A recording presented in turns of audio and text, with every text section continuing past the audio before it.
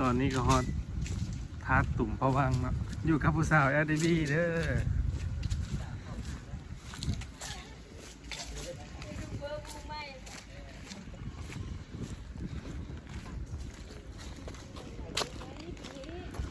บรรยากาศแคมป์เซียงจะว่างาม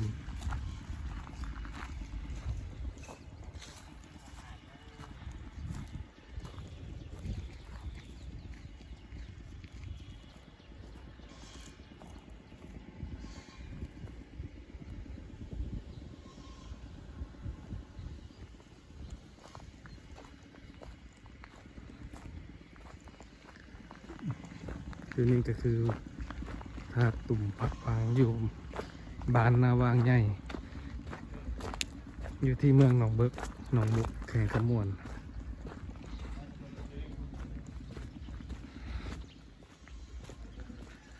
มาเป็นนางเอกให้แน่เปิดบัญชีน้ำผู้สาว LDB นะเด้อ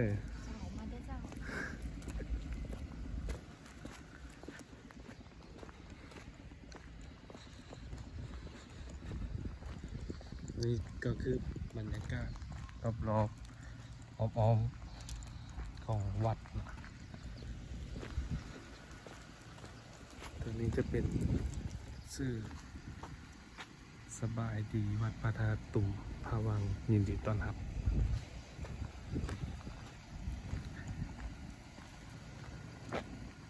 เป็นแต่ความรู้สึกมาพระธาตุตุ่มพะวัง รู้สึกมีความสุขอิ่มอกอิ่มใจหลายเลยมาที่บุญมื้อนี้นะ งามหลาย